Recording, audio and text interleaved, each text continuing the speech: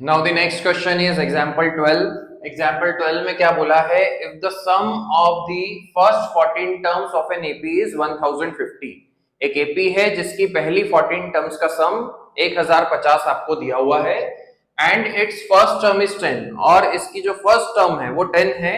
तो आपको उस एपी की 20th टर्म फाइंड आउट करनी है। 20th टर्म फाइंड आउट करनी है, 20 टर्म्स का सम नहीं निकालना है, 20th टर्म निकालनी है। मतलब कि उस एपी की 20th प्लेस पर क्या आएगा वो आपको फाइंड आउट करना है। ओके, तो स्टार्ट करते हैं। सबसे पहले क्वेश्चन में जो चीजें दी हुई है उनको हम लिख लेते हैं।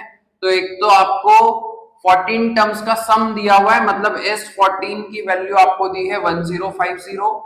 उसके अलावा आपको फर्स्ट टर्म दी हुई है 10, और आपको 20th टर्म फाइंड आउट करनी है, मतलब आपको A20 की वैल्यू फाइंड आउट करनी है।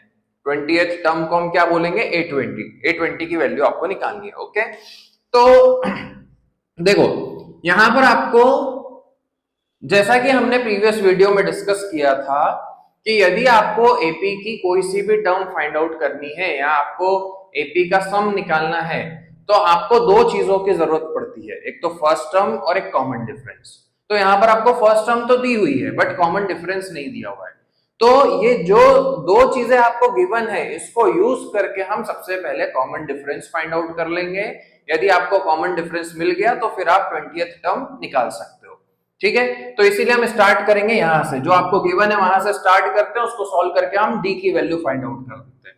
तो देखो सम का फॉर्मूला होता है Sn is equal to n/2 bracket में 2a plus n-1 into D. इस फॉर्मूले में सम की जगह पर आ जाएगा 1050।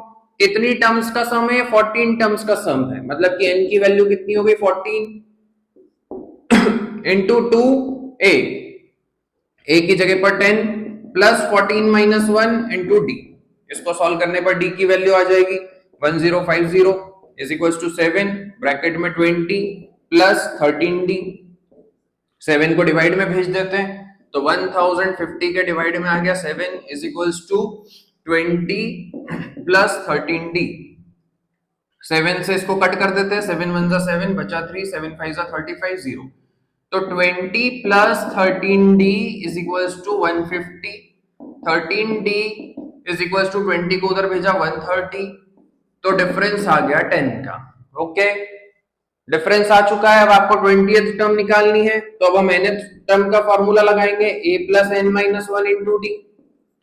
20th टर्म निकालनी मतलब आपको A20 फाइंड करना है, n की जगह पर 20 पुट कर दिया, इज इक्वल टू a की वैल्यू 10 है प्लस 20-1 इंटू डिफरेंस है 10 का, तो 10 प्लस 19 इंटू 10, 10 प्लस 190, तो 20th टर्म आ जाएगी 200।